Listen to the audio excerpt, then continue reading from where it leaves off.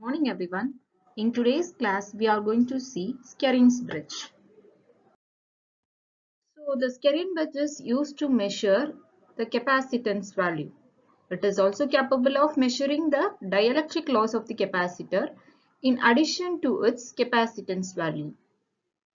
It will compare the standard capacitance value with the unknown value of the capacitor so that it can find out the unknown value of capacitor. Here, the construction of your Skerin's bridge. So, the Skerin bridge has a 4 arms AB, BC, CD and DA. Okay. So, in that arm, BC alone has the capacitor under measurement. So, remaining all the values of capacitor as well as the resistor value or known value. So after connecting the capacitor and resistor, we are connecting the alternating voltage source across BD.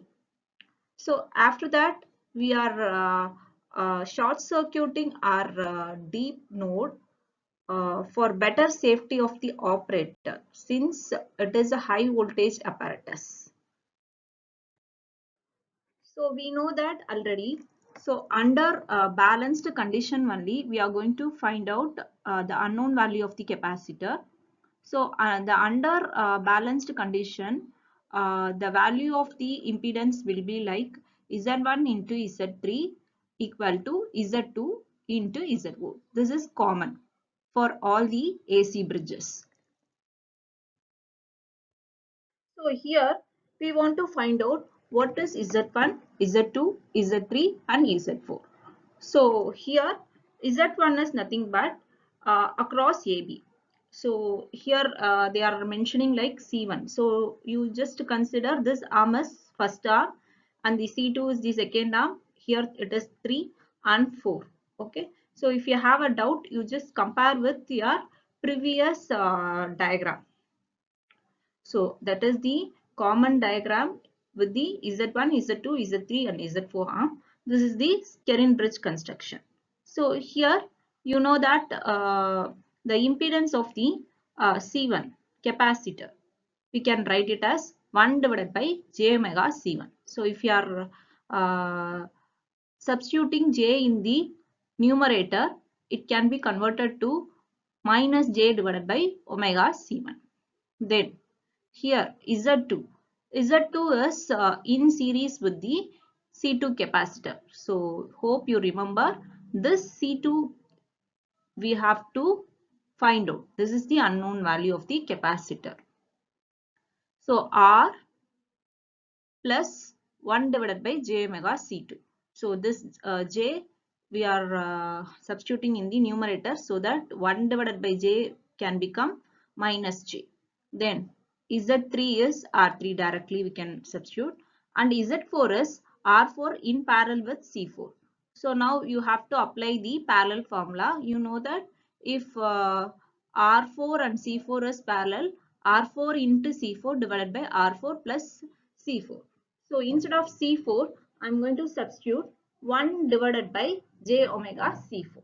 This is what I have substituted.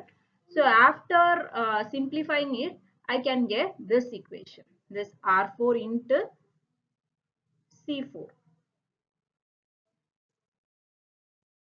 So at the balanced condition, we have Z1 into Z3 equal to Z2 and Z4. So all the Z values we have already calculated. Now substitute the Z1 value and Z3 value. So this is the Z1 and Z3 value. Again Z2 and Z4 value. Now multiply it and our ultimate aim is in order to find out our C2 value. Okay. So now you have to multiply all the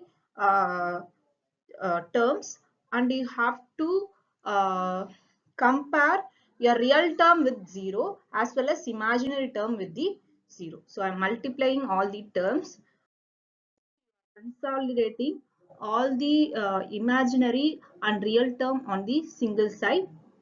Now in this equation you can see it. This is the real term. So how I can say it is a real term? So there is no j term. So j is nothing but your complex term. So that is imaginary part. So here it is your real term. So I'm consolidating all the real term as well as the imaginary term. I'm equating with the 0. After equating the real and imaginary part, I want to equate with the 0. So if I'm equating the real term with the 0, I can get my small r value. So that is this r is connected in the second arm. So that is the value of resistance under measurement. Here, if I am comparing imaginary part with the 0, equating the imaginary part with the 0 means I am getting my C2 value. So this capacitance value is capacitance value under measurement across your Skerin's bridge. So that one I got. So after that, I'm taking the tangent of the deflect angle is called the dissipation factor of the capacitor. In other words, the ratio of the respective component and the reactive component of a capacitor is the dissipation factor.